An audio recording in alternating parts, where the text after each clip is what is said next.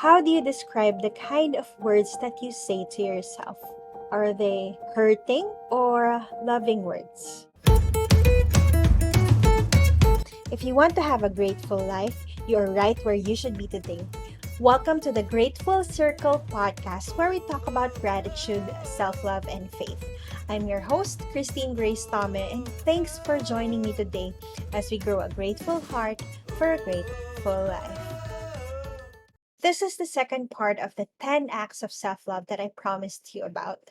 Weeks ago, we talked about the first 5 acts, which are exercise, waking up early, reading a book, skincare, and seeing yourself from God's point of view. Today, we'll discuss 5 more, and I hope these acts would resonate with you and help you increase your level of self love. Self love act number 6 is talk to yourself. If you want to intentionally nourish your inner connection, there's no better way to do it than communicating with yourself. This may sound weird for some, but self talk is really powerful. Jay Shetty said that we are not our minds. There's a distinction from our real selves and from our thoughts. And our minds have two main characters, the monkey mind and the monk mind. The monkey mind is like a child that throws a tantrum every time we don't get what we want. While the monk mind is like a parent's voice that tells us that's not good for you or wait until later. When we do self talk, we let the monk mind's volume turn louder. So whenever something goes out of our way, the monkey mind will not be as loud as it was before. We become better parents to ourselves. If you want to know more about this monk mind, read Jay Shetty's book, Think Like a Monk. Every Monday, I write myself a love letter. Why Mondays? Because it's the start of the work week and we usually need a pep talk to motivate us or put our tasks in perspective. So on Mondays, I dedicate about 5 to 10 minutes to writing myself this letter. What is amazing about this exercise is that we put a bit of distance from our real selves to see things clearer. Try this one. Look at the mirror with your forehead touching your reflection. You don't see yourself clearly, right? But if you take a few steps back, you will see your reflection better. That's what happens when we talk to ourselves. When you write yourself a love letter, it's as if you are talking to a friend and putting some sense into her head. Only it's your head, which is good. Be mindful of the words that come out of your head when you speak to yourself. Say kind, loving words, just as how you speak to your best friend. If you keep on using negative words, self talk will just deflate your self love. What you ruminate, or what you think most of the time, you cultivate.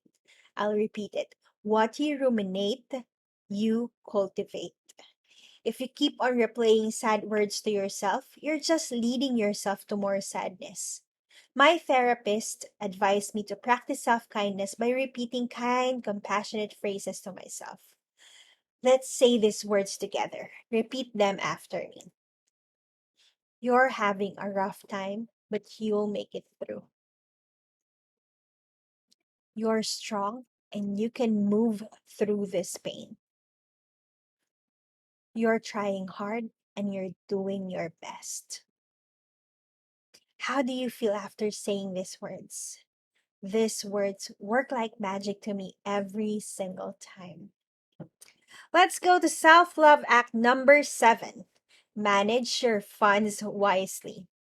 One of the main agenda in our heads is usually money. We think about where to get money for this and that. I want this now, but I don't have enough money for it. How will I be able to pay all my debts?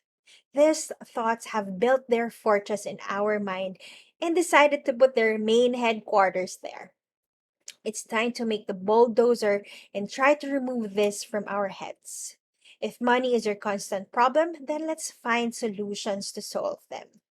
I'm not a financial expert, so you have to go to the right people to help you out with that strategically. But what I would like to share with you is one of the best pieces of advice that I've received about money, and that is from T. Harv Eker.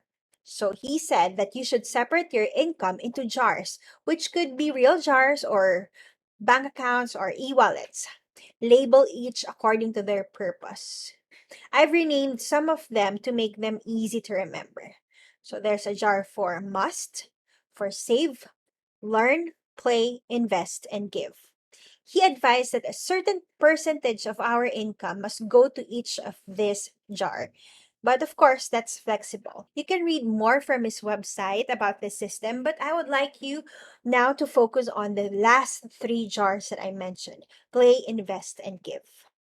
I call my play jar my self love fund. So every month, I allot a certain portion of my income to anything that I want for myself. It could be a hair treatment, a visit to the nail salon, or a new bag. It's like giving myself a monthly gift because I deserve it. The two other jars, invest and give, are equally important. Giving your tithes or love offering is very rewarding, and it gives our subconscious a reminder that we are not lacking anything because we are able to share with others. Investing also boosts our self love. When we have investments like mutual funds, stocks, VUL, real estate, and so on, we get the sense that we have a safety net when things go out of hand. So we have less money worries. Self love act number 8 is to write your dreams and read them daily. I know we all have these dreams and we often think about them, especially before we sleep at night. These dreams must be written on paper or on your note taking app for them to start their journeys. If you don't write them, there's a big chance that you might not put enough energy on them. Having clear cut dreams directs us to the right path and leads us to the places we must go. However, sometimes we have so much that we want to accomplish. Instead of going forward, our dreams get in conflict with each other that we stay stuck wherever we are. Arian Serafico of The Purposeful Creative presented a good way of picking dreams that we want to accomplish in the next few years. And here's a simplified way on how to do that. Write each dream on an index card. If you have 10 things that you want to accomplish in 5 years, then write them all. So that would be a total of 10 index cards. Then, after writing all of them, lay out these cards in front of you. Then pick one card at a time and sort them according to your priorities. The top 3 dreams will define the next few years of your life. You may discard the rest or just keep them for future use. Read your dreams during your morning prayer time to set your intentions at the start of the day. Self love act number 9 is be grateful. I will never stop and I will never get tired of saying this to you, my dear friends. Deliberately say thank you to God for all the blessings that you have received, especially the simple and the small ones. And here's mine for today. Our dog Cinnamon slept under my table while I was working. My daughter Katie hugged me after finishing our homeschool work today. I successfully baked jacket potato for the first time, crunchy on the outside and soft on the inside. Drinking ice cold water after walking outside. Not so hot weather today. When you are being grateful to God, you are becoming more grateful to yourself and to others. That's the gratitude circle. It's a loop that never stops. And finally, our last act of self love is to serve with love. Romans chapter 12, verses 1 and 2 tell us that we must offer ourselves as a living sacrifice to God, dedicated to His service and pleasing to Him. This is the true worship that you should offer.